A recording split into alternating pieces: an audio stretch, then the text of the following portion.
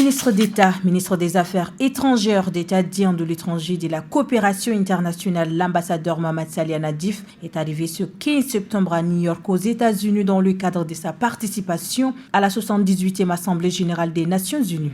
L'Assemblée générale des Nations unies offre une plateforme unique pour discuter des défis mondiaux, promouvoir le dialogue et forger des partenariats solides.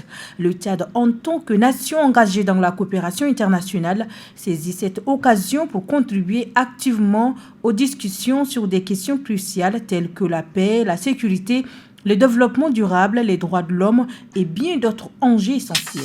En visite au Tchad depuis le 13 septembre dernier, la présidente du Comité international de la Croix-Rouge, Mirjana Spoljaric, a animé ce vendredi 15 septembre 2023 dans les locaux de la dite organisation une conférence de presse. Au centre des débats, la problématique humanitaire au Tchad est précisément celle qui prévaut à l'est du pays. Selon Mirjana Spoljaric, l'ampleur de la crise humanitaire dépasse très largement la capacité actuelle de réponse des autorités et des acteurs humanitaires. Un très grand nombre des réfugiés victimes du conflit armé au Soudan ont des besoins vitaux énormes à combler. Ils sont sans moyens de subsistance, en particulier à Adré. Le CICR souhaite renforcer sa diplomatie humanitaire auprès des donateurs publics et privés afin d'apporter les réponses appropriées face à cette urgence, annonce-t-elle. La Ligue tchadienne des droits de l'homme vulgarise à travers des conférences débats les résolutions 1325, 2250 et 2419 et les stratégies genre au Tchad dans 4 provinces du pays, notamment N'Djamena, Bol, Sar et Moundou.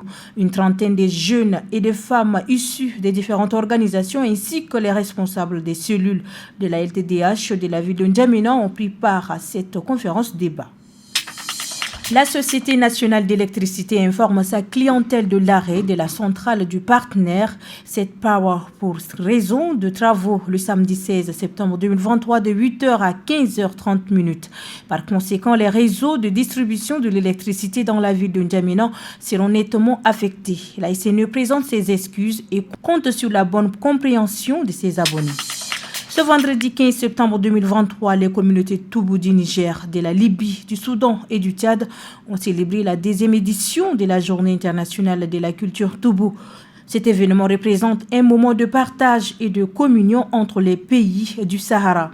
De la danse au conte, des hommes vêtus de boubou et des turbans accompagnés des femmes en voile ont captivé le public. L'objectif de cette journée est de promouvoir et de préserver la culture Toubou dans toute sa diversité.